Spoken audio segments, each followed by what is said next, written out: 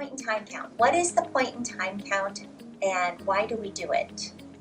The point-in-time count is a one-day best effort count of all the homeless, sheltered and unsheltered people in our continuum of care.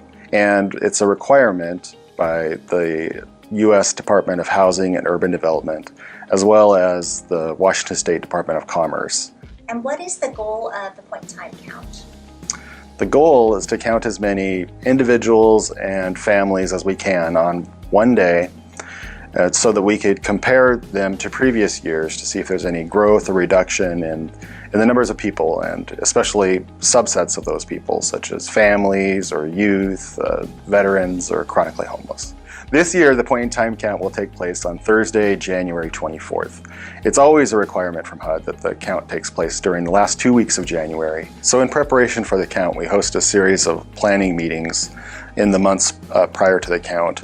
And at those meetings, we have our local outreach workers, as well as volunteers from the City of Vancouver and Clark County, and just individual citizens who want to help out with the street count that we're going to perform.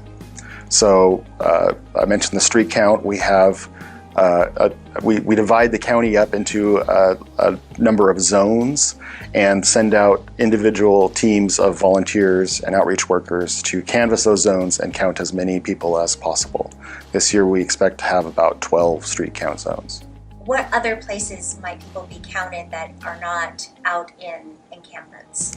So in addition to the street count zones, we'll access our homeless management information system, which is a database used by all shelters and homeless service providers to enter their clients' information. So we'll look at the entries for that day and include those in the count. So at the end of the count at day, we'll collect all these different various pieces of information, both from our database, from the survey forms, from other programs.